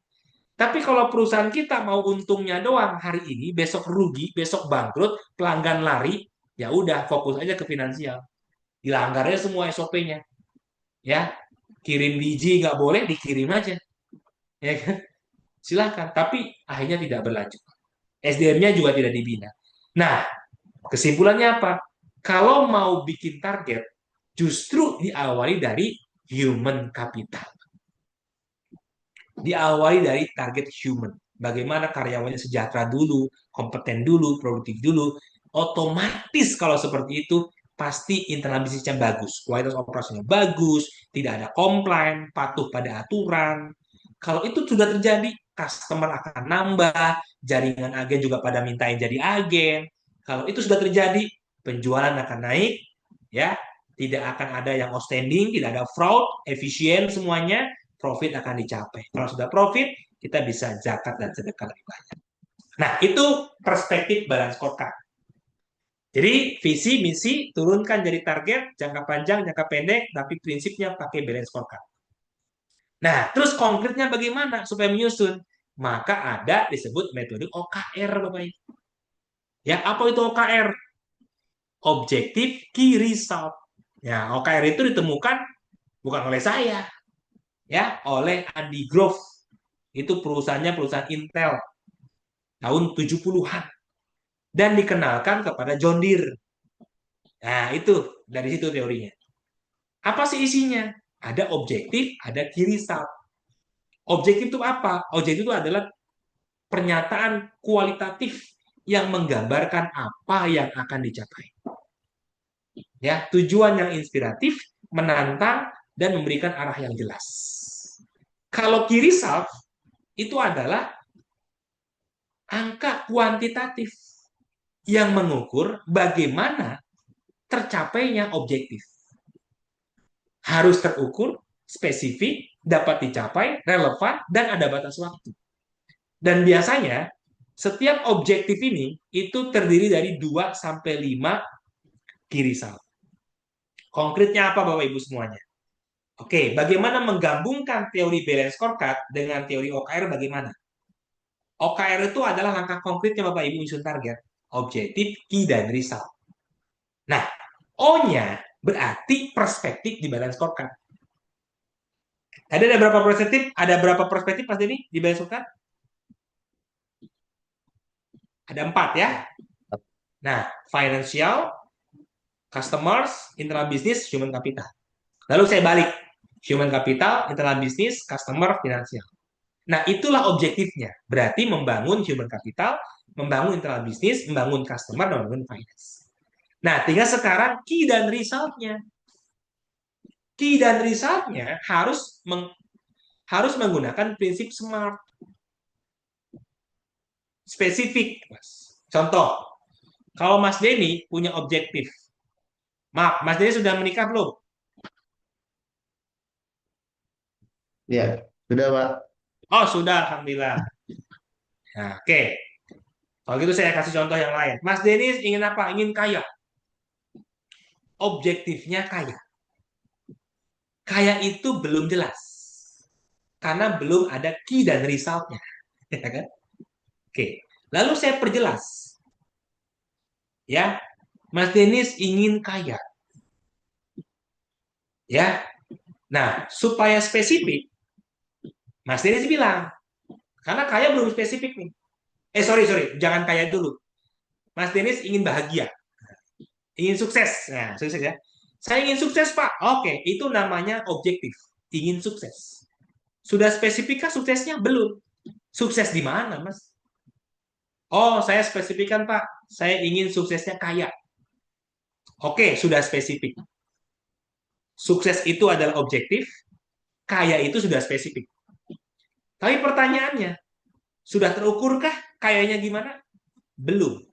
Mas Denny tambahin, Pak, saya ingin kaya.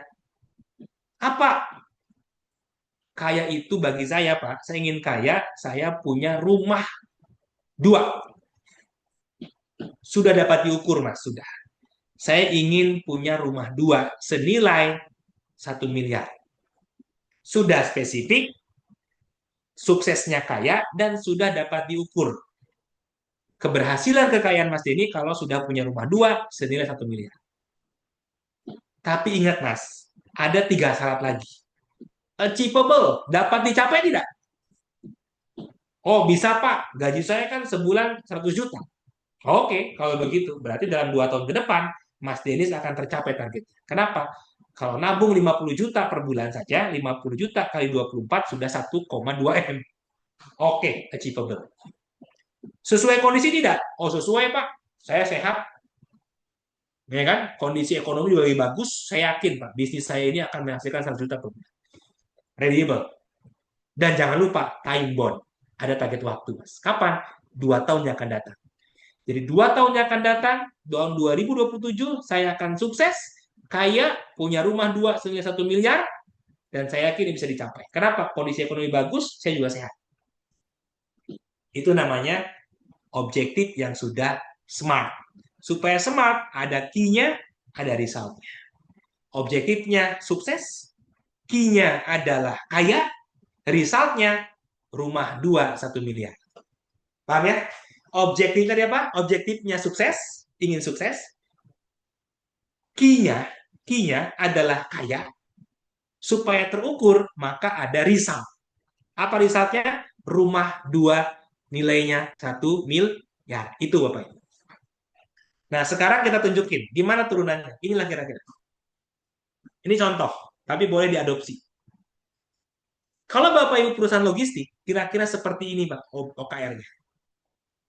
Nah, ini saya sudah bantu buatkan gitu ya. Kalau Bapak Ibu perusahaan logistik, nah kira-kira begini Pak. Objektifnya 4 perspektif balance scorecard, dimulai dari human capital, internal business, customer, finance. Ini adalah key-nya. Ya, key-nya apa? Ini ada 12, ada 14 key. Human capital ada 3 key. Produktivitas karyawan, kompetensi karyawan, kesejahteraan karyawan. Ya, ada resultnya, harus ada alat ukurnya. Berapa ukurannya?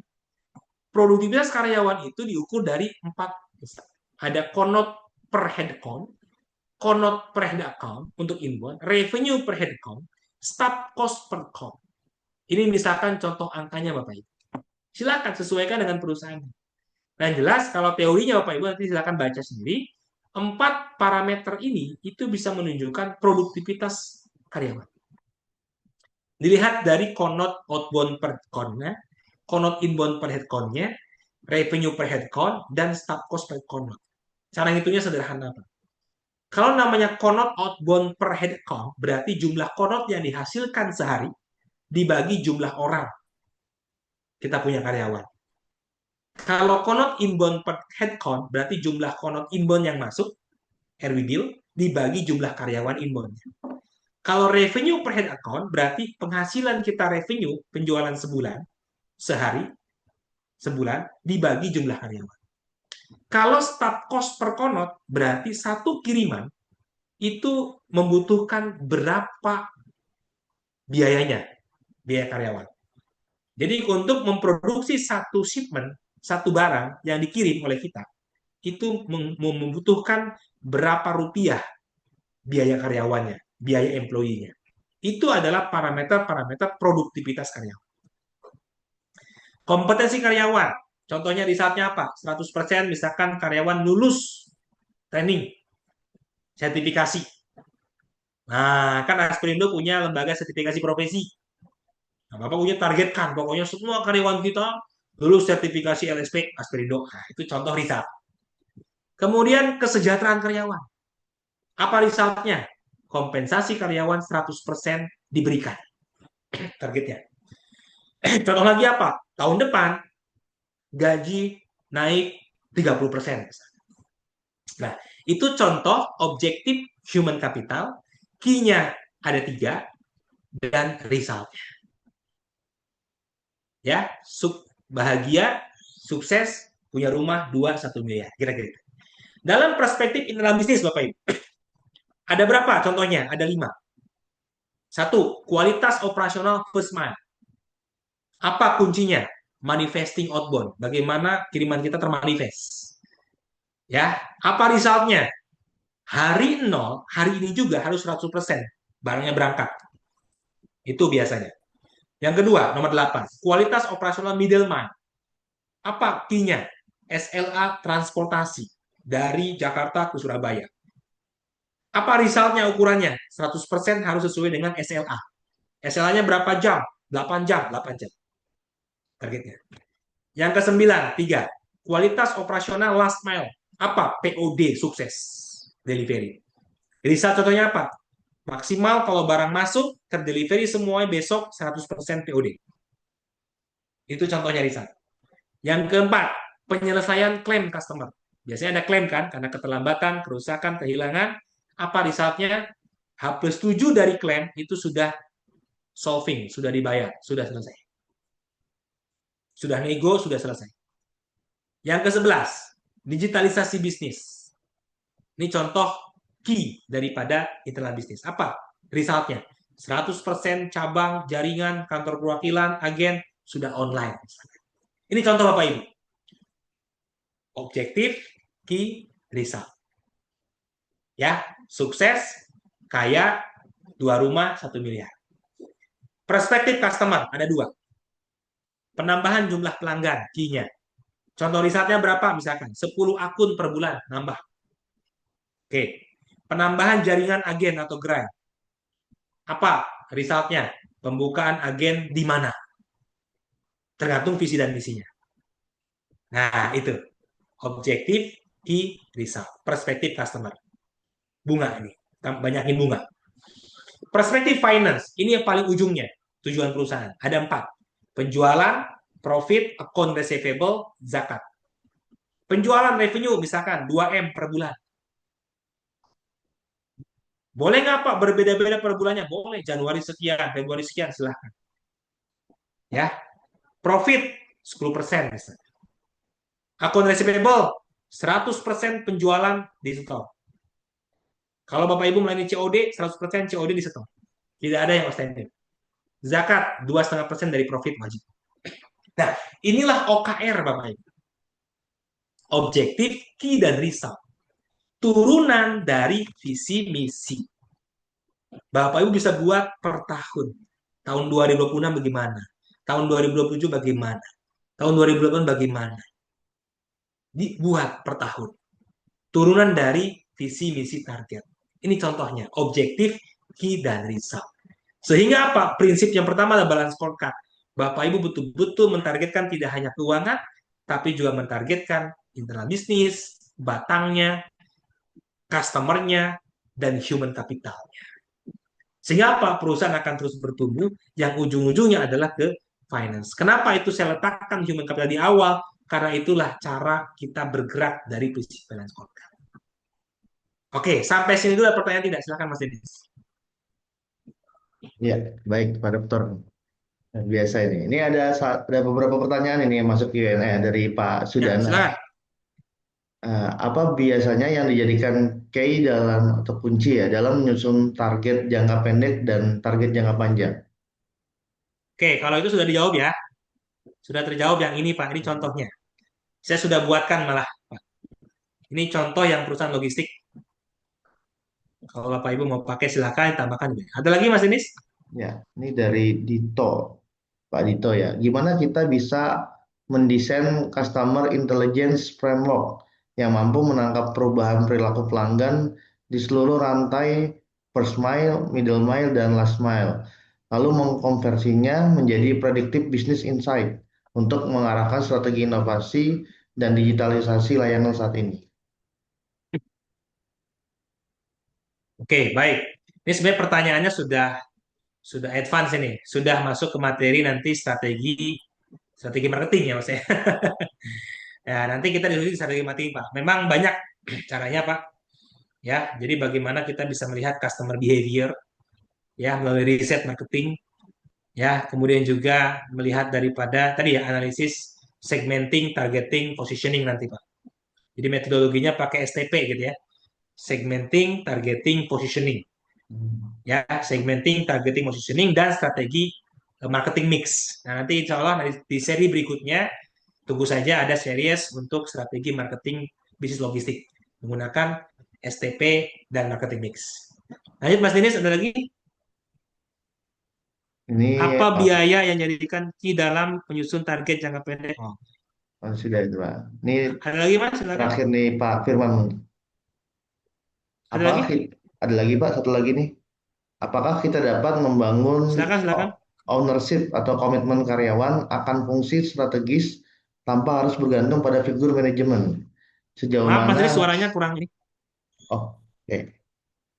Di sini apa? Sudah jelas Pak suaranya? Nah, sudah. Gimana? Oke, ini dari Pak Firman. Apakah kita dapat membangun ownership atau komitmen karyawan akan fungsi strategis tanpa harus bergantung pada figur manajemen? Sejauh mana Baik. Ini masih ada sejauh mana keberhasilan BSC dan OKR bergantung pada dukungan komitmen top manajemen. Investasi apa yang tepat dilakukan untuk mendukung keberlangsungan penilaian kinerja tersebut? Baik, terima kasih Pak Firman. Ini jawabannya bagus sekali. Pertanyaan bagus dijawab dengan materi setelah ini Pak. Di KPI individu. Ada lagi Mas Denis?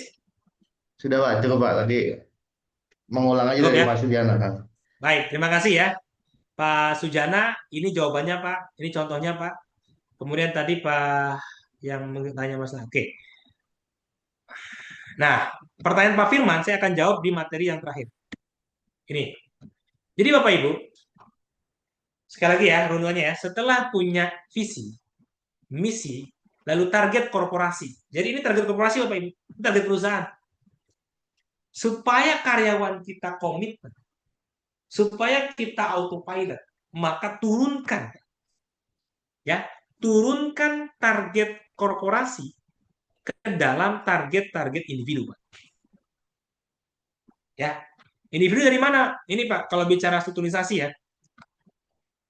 ini kan target korporasi, berarti kan target korporasi itu menjadi target direktur ya. Turunkan Pak ke head operasionalnya, turunkan ke head sales marketingnya, turunkan ke kepala supportingnya. Dari sini turunkan lagi ke staff operational delivery-nya, turunkan ke staff outbound-nya. Dari head sales turunkan ke salesnya, head supporting turunkan ke staff keuangannya, turunkan ke staff human capitalnya atau HRD-nya. Itu disebut dengan target individu. Kenapa harus turunkan target individu? Pertama, supaya semua karyawan kita tahu target kerja apa yang harus dicapai. Yang kedua, supaya bisa dievaluasi kinerja karyawan kita, Pak. Untuk apa dievaluasi? Naik atau tidak gajinya? Dipromosikan atau tidak? Kasih reward atau punishment? Nah, itu harus ada target individu. Yang ketiga, biar tadi ya, evaluasi kinerja digunakan untuk kenaikan kompensasi, peningkatan karir, atau sebaliknya, dikasih sanksi, bahkan PHK. Karena nggak tercapai target individu. Nah, bagaimana menurunkannya, Pak? Ini contohnya. Nah, ini contohnya ya. Jadi saya mau izin karena ini adalah online, sehingga nggak bisa langsung praktek gitu ya. Tapi saya langsung kasih contoh. Bapak Ibu, tadi kan ada target korporasi. Di perspektif internal bisnis, key-nya adalah tentang kualitas operasional last mile. Resultnya adalah POD sukses. H plus 1, 100%. Itu kan korporasi. Nah, sekarang kita punya kurir.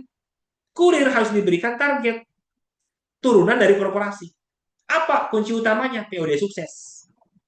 Dari POD sukses, kita runtutkan lagi ke kurir. Ini contohnya Bapak Ibu.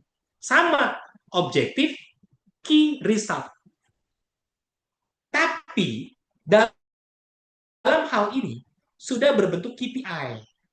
Nah, jadi kalau OKR bicaranya strategik, Pak, korporasi. Kalau KPI bicaranya adalah individu, daily activity. Gimana cara turuninnya? Contohnya begini, Pak. Tetap ada perspektif finance, customer, internal business, human capital. Finance berarti yang berhubungan dengan keuangan. Contohnya apa? Kalau kita punya COD, berarti kurir ditarget apa? Pengembalian uang COD. Resultnya berapa? Harus 100% dikembalikan. Customer berarti yang berhubungan target-target dengan kepuasan customer. Apa? POD delivery sukses. Apa? Pick up kiriman. Internal bisnis berarti yang berhubungan dengan proses bisnis, Pak. Tidak berkaitan langsung dengan customer. Apa contohnya? Unrun sheet. Apa itu unrun sheet? Kiriman-kiriman yang dibawa kurir tapi nggak terdata.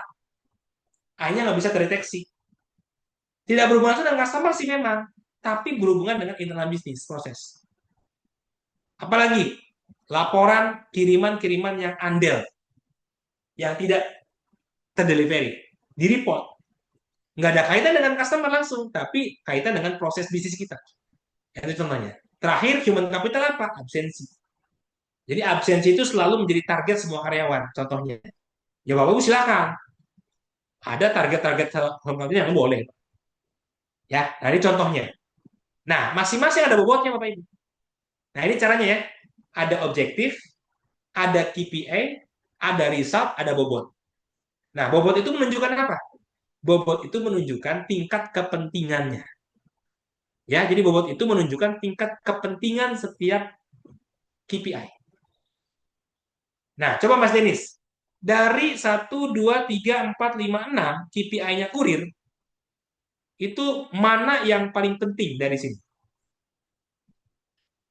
KPI mana yang dianggap paling penting? Delivery, Pak. Yang mana, Mas? POD delivery ya, delivery Nah, sukses. betul. Kenapa POD delivery? Karena bobotnya paling gede. Nah, Nomor dua apa? Pick up kiriman. Jadi menentukan bobot itu tergantung kita. Kita hmm. itu menugaskan seorang kurir yang paling penting bagi dia. Ya, sukses delivery. Yang kedua pick up. Dikasih bobot yang paling gede. Tapi total bobotnya harus 100%. Jangan kurang, jangan lebih. Namanya total bobot kan harus 100%. Kontribusi. Nah, itu caranya. Contoh yang kedua. Tadi kan kurir. Ini orang operasional, orang gudang nih, orang gudang. Tugasnya apa? Nyortir gitu ya. Nyortir kiriman, nge-bagging kiriman, packing kiriman, sampai berangkat kiriman itu. Kayak gitu. Kalau tadi kan pick up ya. Pick up delivery. Nah, ini nah, apa saja? Secara finansial ada nggak KPI-nya? Nggak ada. Ya kalau nggak ada nggak apa-apa, nggak usah. Jadi secara perspektif finansial, seorang operasional gudang itu nggak ada. Ya udah kosong. Tapi secara customer ada tiga, ada empat malah. Pertama, barang di receiving dan di manifest. Jadi terdata, baik masuk maupun keluar. Lalu kecepatan proses, ya, dari mulai sortir sampai bagging, kecepatan prosesnya. Kemudian transportasinya sampai ke destinasi, misalkan dari Jakarta ke Surabaya, diukur. Lalu berapa banyak jumlah kiriman damage atau hilang. Ini contoh-contoh KPI dari orang gudang. Harus di receiving dan di manifesting kirimannya, di data. Kecepatan prosesnya, dari mulai sortir sampai bagging. Kemudian kecepatan transportnya sesuai SL atau tidak sampai ke destinasi. Termasuk juga berapa banyak jumlah kiriman yang damage atau loss. Targetnya 100% semuanya, kecuali yang damage harus 0. Ya, internal bisnis nggak ada, absensi tetap ada. Absensi tetap bagus. Nah, di sini Mas Denis, mana yang paling penting KPI-nya? Yang receiving dan Receiving, manifesting marketing, dan kecepatan ya, proses outgoing. outgoing karena bobotnya paling tinggi 30%. Silakan. Ya. Oke, nah sekarang kita ke sales. Tadi contoh operasional kan? Gudang, delivery. Sales. Sales itu ada 4 perspektif. Perspektif finansial jelas. Apa targetnya? Revenue. Ya. Contoh kalau segmennya dibagi dua, retail, corporate. Resultnya berapa? Berapa rupiah? Silahkan tentukan berapa target si sales dalam bulan ini, dalam tahun ini, rupiah, revenue. Akun receivable. Nah, supaya sales juga jangan sampai jualan-jualan doang, tapi nggak ditagih. Maka ada target akun receivable. Ya kan? Ada target akun receivable. 100% harus tertagih. Perspektif customer, new akun, pelanggan baru berapa? Maka sales target pelanggan barunya berapa? Berapa akun dalam setahun, dalam sebulan. Yang kedua apa? Pembukaan network atau agen. Itu sales. Di mana saja agennya. Internal bisnis, SOP. Jadi jangan lupa, sudah dapat customer, dikirim, SOP-nya dijalankan nggak transaksinya. Mana barang yang harus diasuransi, mana barang harus di packing, dan segala macam. Digi nggak boleh dikirim, dan sebagainya. Perlu pelakukan khusus dan begini. Terakhir tetap absensi. Dari sini bobotnya total 100% Mas Denis. Mana yang paling penting bagi sales, Mas? Penjualan ya Mana yang Pak. paling penting? Revenue, Ya, penjualan. revenue. Nomor dua, Pelanggan baru. pelanggan Mendapatkan baru. pelanggan baru. Silahkan. Itu sales. Terakhir Mas Denis, orang finance di target. Orang finance jelas paling banyak finansial. Sisi finansial apa aja? Profitabilitas di target. Misalkan dari saatnya tahun ini kamu harus capai 20% profit. Ya. Nah, jangan lupa, ini contoh Bapak Ibu. Tadi kan bisa lihat ya, di target korporasi profitnya 10%. Harusnya di target individunya sebagai seorang finance juga 10%. Ini kan contoh. Account receivable penjualan harus tertagih semuanya. Account receivable COD-nya harus tertagih semuanya. Ada juga target jangan sampai ada bocor keuangan perusahaan, jangan ada fraud, no. Sisi customer-nya apa? Penyediaan purchase order misalnya. Ada PO pengajuan barang, ada PO yang jelas. Pembayaran invoice vendor, ada vendor yang nagih pada kita, orang finance harus bayar dengan tepat waktu. Secara dalam bisnisnya apa? Laporan keuangan juga dibuat setiap bulan. Human capitalnya apa? Tetap absensi. Ini contoh target-target KPI dari seorang finance. Dari sini Mas Denis, yang paling prioritas bagi seorang finance apa Mas?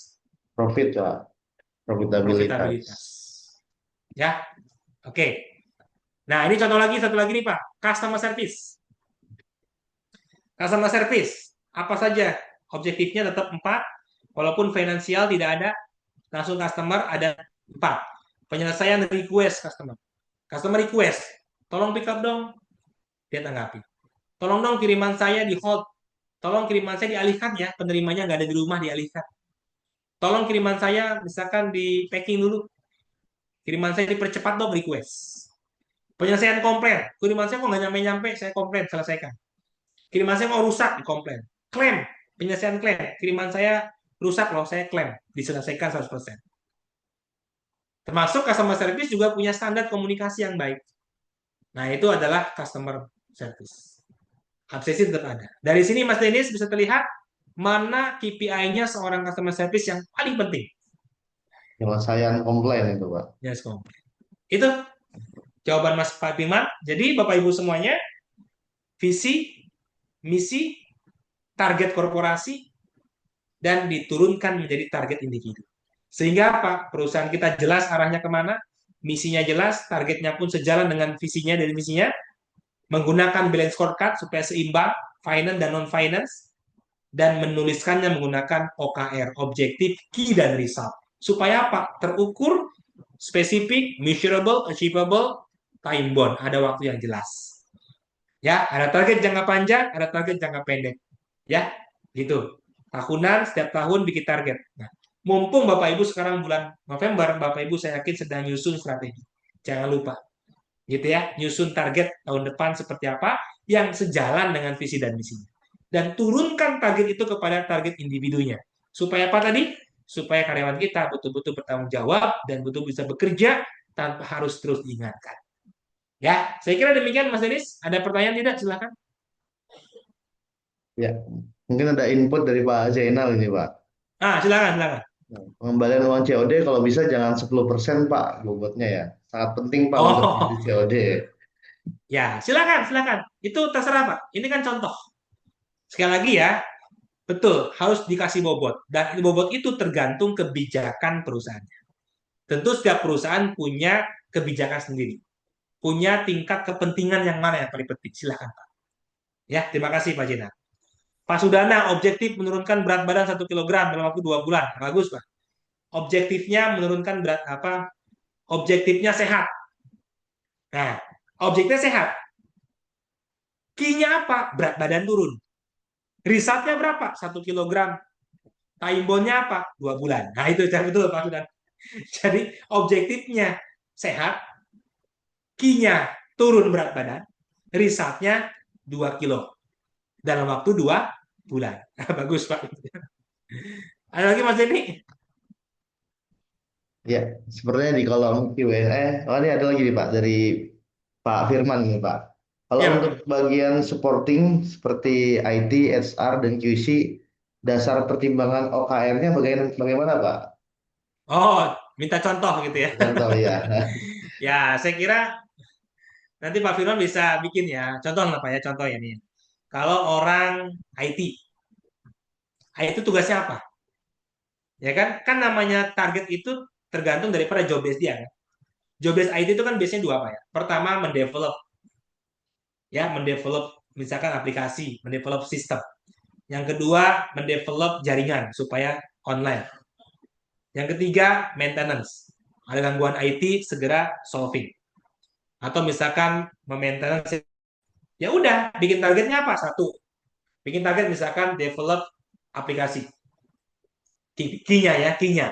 Resultnya apa? Tergantung aplikasi apa yang akan develop tahun itu. Aplikasi A, aplikasi B. Yang kedua, misalkan digitalisasi semua jaringan. Itu key-nya. Resultnya apa? Misalkan 90% jaringan sudah online. Key yang ketiga, maintenance. Ya, problem solving masalah IT. Jadi kalau ada gangguan IT, error, resultnya apa? 100% tertangani. Nah, itu contoh IT, Pak. Kalau HRD apa? HRD itu kan fungsinya apa sih? Rekrutmen, ya, penggajian, development. Contohnya itu kan, Pak ya. Ya udah, turunkan jadi target. Target pertama apa? Rekrutmen, KPI-nya. Resultnya apa? Kalau ada rekrutmen, 100% terrekrut. Ya, misalkan batasnya H+3. Karena kalau lebih dari 3 hari nanti masalah operasionalnya nggak direkrut-rekrut. Yang kedua apa misalkan?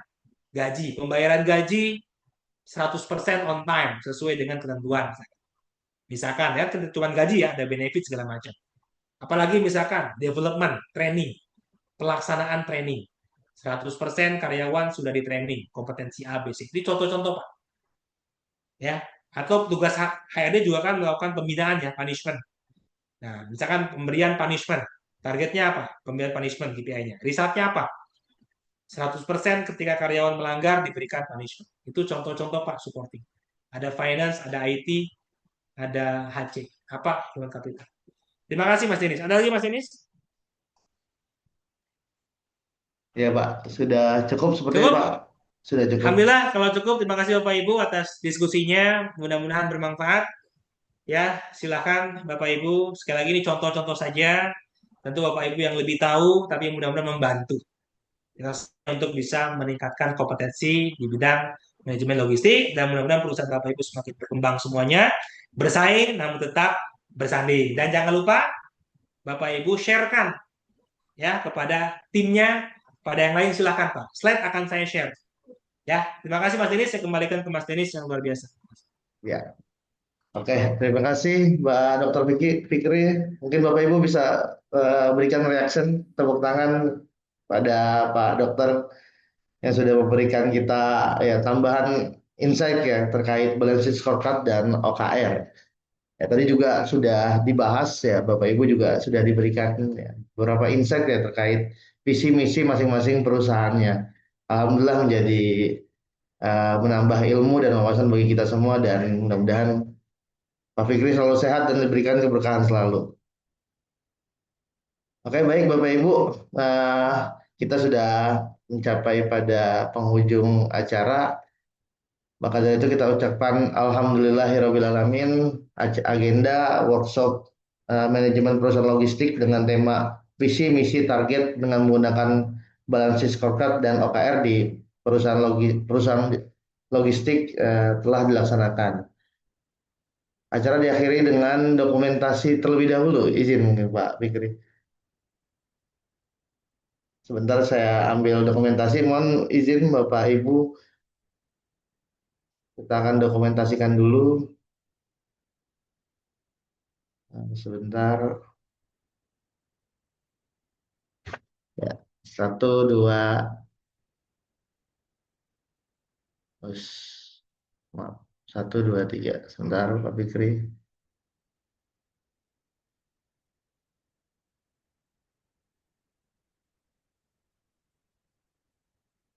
Oke.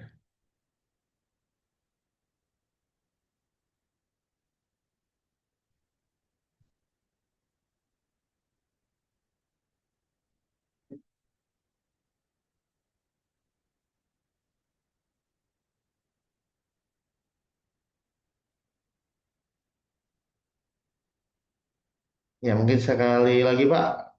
Seperti ini, logistik L ya. Satu, dua, tiga.